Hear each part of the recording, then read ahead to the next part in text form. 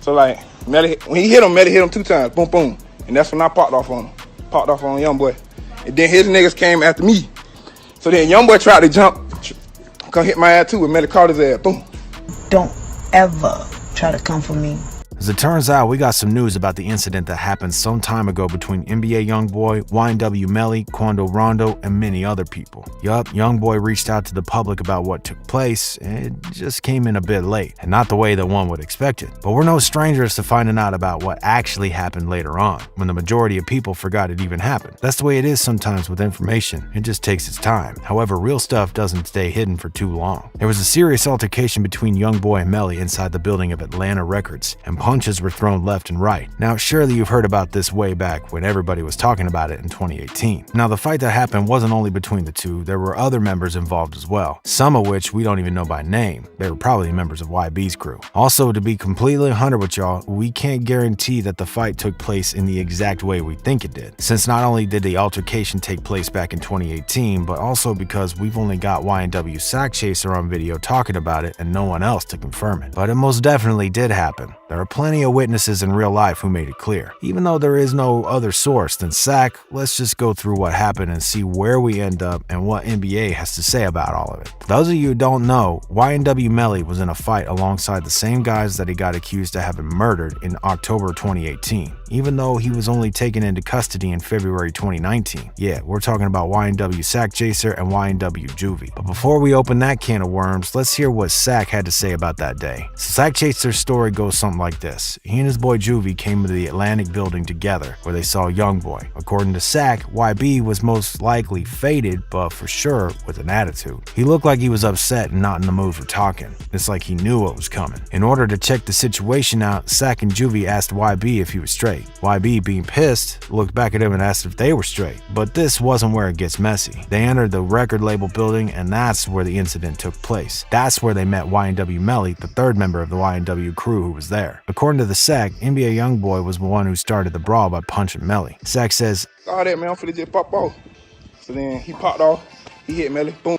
And they started boom, boom, boom, boom. Melly hit on the ground. Little after that, a couple of Youngboy's homies got involved, and they started hitting Melly too. Sack Chaser got involved because he was attacked by one of the guys there, and Quando Rondo may have just been at the wrong place at the wrong time. Wouldn't be the first time for him. It was the trio of YNW versus Youngboy and his clique. Was it a fair fight at all? One fan on YT commented with this: YB popped the shit out of Melly, laughed my ass off. Sack did not want to say that, laughed my ass off. Melly got him back at the end. But this may have been a fan-biased comment. Some Redditors were discussing what took place that day, and one comment writes, "The YB fans in the comment making it seem like Melly got beat up. It was just a regular fight. No one got beat up. Listen to what Sack said. A fair fight or not, it was one heck of a showdown. A lot of people got hit, and there was obviously no winners in that one. But what caused the altercation between Melly's and Youngboy's gangs in the first place? Well, we didn't see any direct problems between Melly and YB, but it's a well-known fact that Melly is on good terms with Fredo Banks, someone who has a troubled history with YB. Not only Fredo, but his whole crew.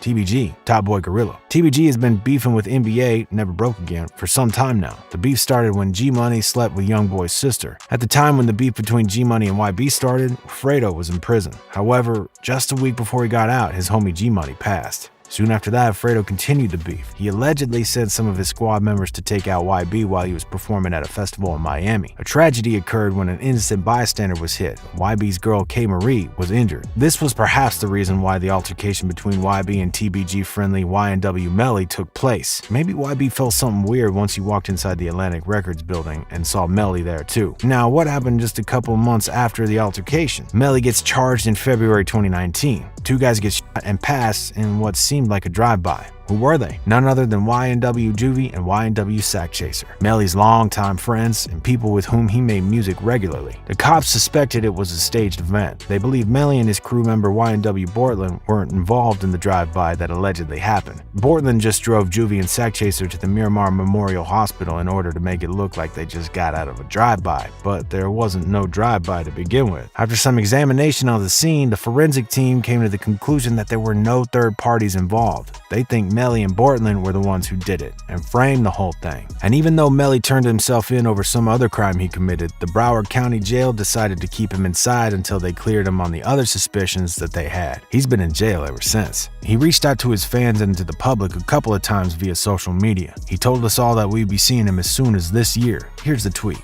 It's about that time y'all can uncross y'all nuts. I'll be home this year. How did the people react to this? Well, we can only say that the opinion is very split. Some want to see him rot, and others can't wait to hear his music again. One of his fans said, "All you Melly haters talking all that, now my boy free." While others showed a lot of concern because of what is to come. One girl posted this, "I know y'all ain't excited to have a killer back on the streets. There's a lot of confusion in the media and on the internet about what's really going on. But there's something more to be said about why Melly may have set up Sack and Juvie. Also, we gotta share what Youngboy had to say about the incident that he was the most important part of. The lesser known fact about Melly's reasons is this. Sack Chaser threatened someone from Melly's family, most likely his mom. For those of you who don't know, Melly's as close to his mom as he is with anyone. She is his life and he puts her on God. Text messages from Sack Chaser threatening all her friends and all these people like he's about this life. But I'm saying like,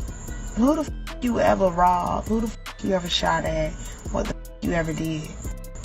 Down and don't ever come for me because my credentials is real. It ain't even a joke. So don't ever try to come for me. In the day, Melly is my child.